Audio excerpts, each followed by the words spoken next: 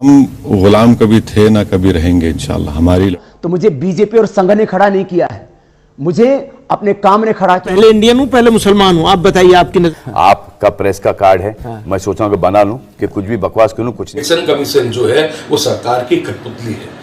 Sufis community के लोग जो है वो पॉलिटिकली एक्टिव नहीं होते और हमारे लोगों को पॉलिटिकली एक्टिव होना चाहिए। 1,80,00,000 रुपए पैसा ऐसा आएगा जो कौम की फलाहियत के लिए इस्तेमाल कर सकते हैं। जहाँ जो हमारे भारतीय मुसलमान हैं या भारतीय माइनॉरिटी के कोई भी लोग हैं, उसकी नागरिकता को इससे कोई कि जो मुस्लिम समाज में एक हमारी कमी रही है कि हमारे जो केंद्र की योजनाएं हैं, वो योजनाएं जमीन तक नहीं पहुंच पाती हैं।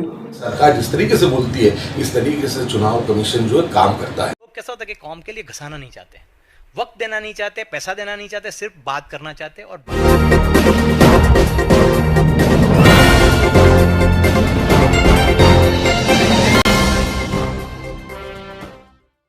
अस्सलाम वालेकुम दोस्तों, मैं मदर शेख और आप देख रहे हैं अशरफी न्यूज़। अशरफी न्यूज़ के खुसूसी प्रोग्राम ख़ास मुलाकात में दोस्तों आज हम बात करेंगे जनाब जाहिद बापू कादरी से। जाहिद बापू कादरी वैसे कलम के सिपाही हैं और बिल्कुल नीडर तरीके से लिखना उनका काम है। तो बाबू आपका इस्तकबाल है। बहुत बहुत शुक्रिया अशरफी चैनल का, मज़र भाई आपका और सुनने वाले सब लोगों का। बाबू अपने ताल्लुक़ से आप बताइए कि किस फील्ड में आपने शुरुआत की? मैं वैसे तो स्कूल गांव में की, गाँवों में बिल्कुल पछात विस्तार, आदिवासी विस्तार, लेकिन मैं 8वें में आया तो मैंने स्पोर्ट्स चालू किया था और अल्लाह के हुक्म से गुजरात का कैप्टन बना स्कूल का, राजस्थान और महाराष्ट्र के अंदर फर्स्ट आया। उसके बाद यूनिवर्सिटी कैप्टन बना, यूनिवर्सिटी में नया रिकॉर्ड दिया जेवलिन थ्रो में, और इंडिया की 96 यूनिवर्सिटी में मैं फर्स्ट आया था भाला फेंक में। अच्छा बाबू, एक खास कर ये बात बताइए कि आजकल देखा जाए तो खासकर मुसलमानों के जो हालात हैं वो दिन ब दिन खस्ता होते जा रहे हैं, और ख़ासकर देखें तो लॉकडाउन के बाद तो कुछ ज़्यादा ही हो चुके हैं। तो इस हालात का ज़िम्मेदार कौन है? जो ऐसे मुसलमान कौम एक जाबाज कौम है और आज़ादी से पहले और आज़ादी के बाद हमने भारत के लिए बहुत कुछ किया है। हमारे बाप दादाओं ने अपना खून दिया है, लेकिन कुछ ऐसे लोग जो हमें हर बार टारगेट करते हैं। आज का दौर ये है, कोरोना का दौर या उससे पहले का, हमें हर जगह टारगेट किया है। हमारे कहीं भी कमाने की जगहें हैं वो ब्लॉक की जाती है, हमें मजबूर किया जाता है कानूनन या पुलिस या सरकार। वैसे तो 2002 से हम देखते हैं कि हमारे पीछे कहीं ना कहीं साजिशें चलती रहती है, और उस साजिश में शायद कितनी भी राजकीय पार्टियां हैं, चाहे वो कांग्रेस हो, चाहे वो भाजपा हो, चाहे वो कोई भी हो, उसने कभी मुसलमानों को खुल के मदद नहीं की। क्यों? कि हिंदुत्व का जोर इतना है कि तुम खुल के मदद नहीं कर सकते। तो कांग्रेस भी कहीं ना कहीं इसमें डर के बैठती है, और डरना तो फिर किसी भी कौम के लिए काम नहीं आता। अच्छा साहब, खासकर हम बात करें तो जिस तरीके से 2002 के पहले की 70 साल कांग्रेस ने हुकूमत की, अब कांग्रेस की हुकूमत में मुसलमान के जो हालात रहे हैं, सियासी हालात ही जवाबदार थे। उसके बाद आजकल देखा जाए तो कुछ मामला बदल चुका है, इस पर क्या कहेंगे? मुसलमानों को किसी भी धंधे में लगा दिया, या वो शराब बेचे या जुआ खेले या कुछ भी, एजुकेशन में मार पड़ी हमको इससे। और कहीं ना कहीं ऐसे लोगों का साथ राजकीय पार्टियां ले रही है, जो कौम के डॉन बने रहते हैं वो भी राजकीय पार्टियों का हाथा बनते देर नहीं करते, और उनको हर तरह के धंधे की छूट दी जाती है। तो कहीं ना कहीं वो धंधे में हमारे जो नासमझ बच्चे हैं वो जुड़ जाते हैं, और जुड़ जाने के बाद उनका एजुकेशन बिल्कुल ख़त्म हो जाता है। तो एजुकेशन अगर नहीं है कौम में तो हमें ये बर्दाश्त करना पड़ता है।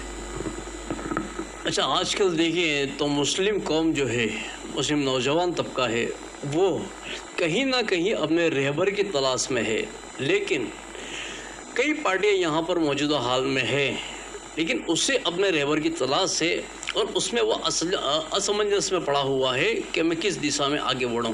इस पर आप खास।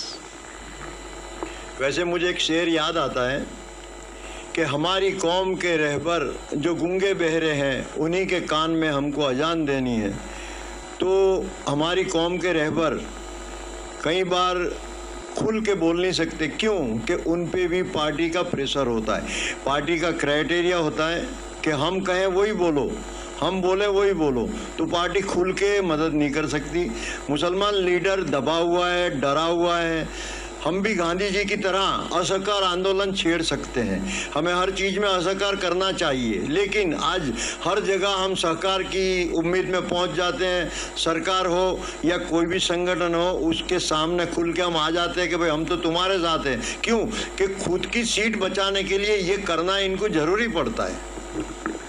दूसरी एक बात कहूँ कि जिस तरीके से आए दिन कुछ ना कुछ कट्टर भाषण जो दिए जाते हैं, उसके खिलाफ मुस्लिम कौम की जानिब से कुछ आवेदन पत्र वगैरह भी दिए जाते हैं, लेकिन होता क्या है कि उन चीज़ों को कोई एक्शन लिया नहीं जाता।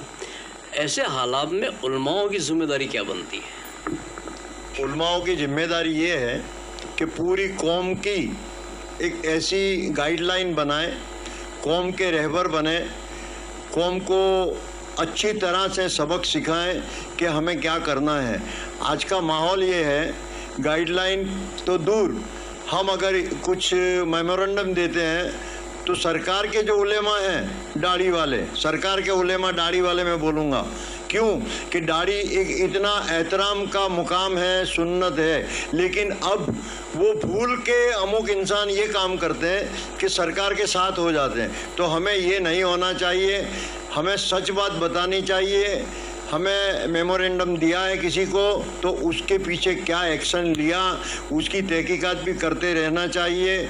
लेकिन अभी का माहौल ये है कि कट्टरवाद की बात आए तो हमें कहीं ना कहीं ये चीज़ से डराया जाता है और पुलिस तो हमारे सामने फ़ौरन एक्शन में आती है। इनके सामने अगर कुछ भी कहे, जैसे कि वो नरसिंहानंद जिसने आप सल्लल्लाहु अलैहि वसल्लम के बारे में कुछ भी बोल दिया, तो हमने हर जगह एक फरियाद तो की, लेकिन उसका एक्शन कुछ आया नहीं, अभी तक एक्शन मोड कोई है नहीं। तो वो एक्शन होनी चाहिए ताकि हमारी कौम के बीच में, हिंदू मुसलमान के बीच में ये फसादात ना हो। अच्छा साहब, खास कर एक बात यहाँ पर और कहूँ कि जिस तरीके से पहले मुस्लिम सीट जो है वो विधानसभा में ज़्यादा से ज़्यादा आती थी, अब आने वाला जो इलेक्शन है 2022 का, उस पर अब क्या तवक्को रखते हो कि किस तरीके की राजनीति होगी?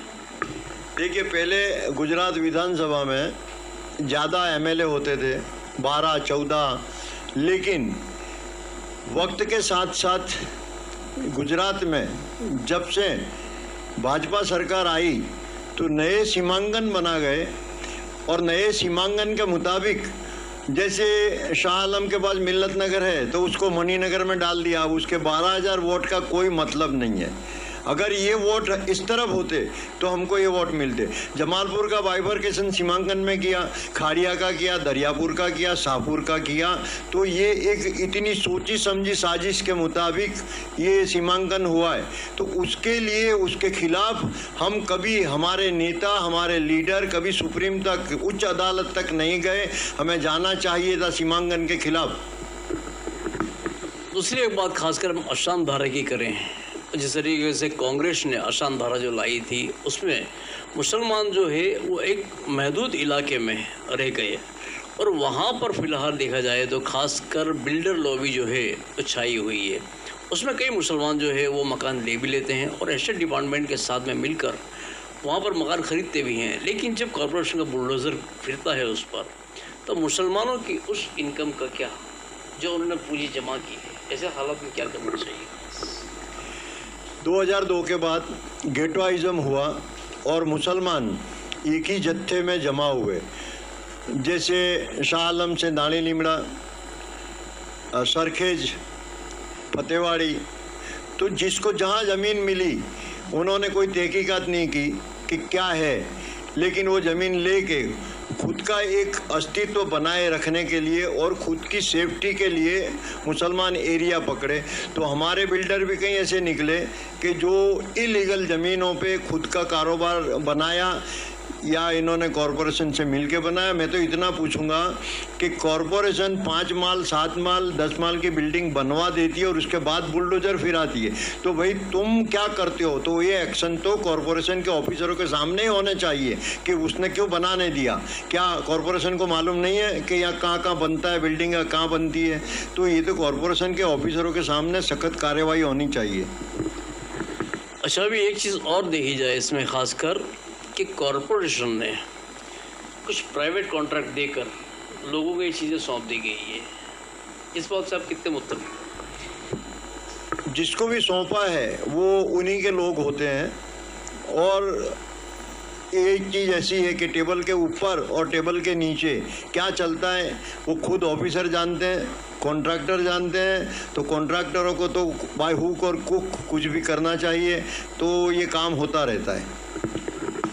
अच्छा बाबू, आपसे एक सवाल और करूँगा खासकर कि फ़िलहाल अभी देखा जाए तो जिस तरीके से आम आदमी पार्टी अभी गुजरात में आई हुई है, मजलिस भी है और HDPI वो भी कुछ इलेक्शन लड़ने की तैयारी कर रही है, ऐसे हालात में मुसलमान किस दिशा में जाएं? मैं तो ये कहूँगा कि हमारे वोट कहीं बंटने नहीं चाहिए। सब, चाहे उलेमा हो, लीडर हो या मुसलमान के आगेवान जो बने बैठे हैं वो लोग हो, वो हर इलेक्शन के पहले खुद पूरे अहमदाबाद के मुसलमान के बारे में सोचें और एक ही जगह हमारे वोट जाएं, तो उससे इलेक्शन में बहुत बड़ा फ़र्क आ सकता है। हमारा जत्था अगर एक ही जगह हम बटेंगे तो हम बट जाएंगे बिल्कुल, और बटना नहीं है। कलकत्ता में अभी TMC ने जो किया, वहाँ मुसलमानों ने MIM की पूरी डिपॉजिट डूल करवा दी वहाँ के मुसलमानों ने। तो हम ये कर सकते हैं, तो MLA की सीटें वो बढ़ सकती है कहीं भी। अब आखिरी सवाल आपसे कि फ़िलहाल जो वैक्सीन का मामला चल रहा है, इसके ताल्लुक से आप कौम को क्या संदेशा देंगे? वैक्सीन का ऐसा है कि हमारी कौम में अभी कुछ डर का माहौल सा है। लोगों को वैक्सीन ले लेनी चाहिए। वो हम ये बता दें, जिसको लेनी है फर्जियात नहीं होनी चाहिए, ये मर्जियात होनी चाहिए।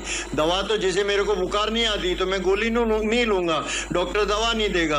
तो अगर कुछ नहीं है तो फिर वैक्सीन देने का मतलब भी नहीं है। फिर भी वैक्सीन जिसको लेनी है और नहीं लेनी है उसको मर्जियात रखो, कंपलसरी मत करो किसी पे कोई भी जोर जुलम। अवेयरनेस के मामले में खासकर मुस्लिम नौजवानों को आप क्या कहेंगे?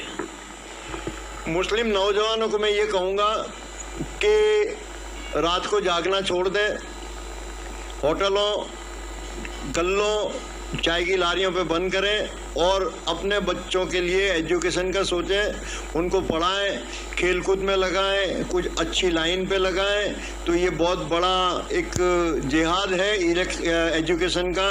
तो हमें एजुकेशन पे बहुत भार देना चाहिए और हमारे बच्चों को एक्सरसाइज, खाना टाइम सर, सोना टाइम सर, उसकी ताकीद की जाए। हमारे बच्चे कहाँ जाते हैं, किससे मिलते हैं, वो माँ बाप की फ़र्ज़ है।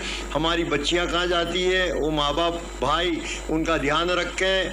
आज गैर कौम एक मुहिम चला रही है, तो हमें ये मुहिम के सामने हमारे बच्चों के ऊपर पूरी निगरानी रखने की ज़रूरत हो गई है। अच्छा अक्षर, आपको एक चीज़ और देखी गई है कि आजकल कई मुस्लिम लड़कियाँ जो है वो हिंदू लड़कों के साथ शादी कर रही है, इस पर माँ बाप को क्या खास? इस पे माँ बाप को ये कि बच्चियां अगर कहाँ जाती है, पढ़ती है, क्या पढ़ती है, उसका फ्रेंड सर्कल क्या है, उसका मोबाइल क्या है, हर रोज़ मोबाइल चेक किया जाए उसका, उसके फ्रेंड सर्कल से मिला जाए, कहाँ कहाँ जाती है तो उसके साथ किसी न किसी घर के एक मेंबर को जाना चाहिए। माँ और बाप 2-4 रोज़ हो जाए तो कॉलेज में राउंड मारना चाहिए। उनके भाई हों अगर तो भाई भी कॉलेज जाकर देखें कि हमारी बहन क्या पढ़ती है, किसके साथ जाती है, क्या करती है। ये सब पूरी निगरानी होनी चाहिए बच्चों पे। अब तो दोस्तों, आज हमने जनाब जाहिद बाबू कादरी से मुलाकात की और काफ़ी अच्छी जानकारी दी उन्होंने कौम के नौजवानों को कि फ़िलहाल हालात में किस तरीके से ज़िंदगी जीनी चाहिए, किस तरीके से अवेयरनेस रखनी चाहिए, और ख़ास कर जो नौजवान हैं उनको तो बहुत ही बेदार होने की ज़रूरत है। तो दोस्तों, मैं मदरसे कैमरामैन खुर्शीद के साथ इजाज़त चाहता हूँ। फिर मिलेंगे किसी और प्रोग्राम में। अल्लाह हाफिज़।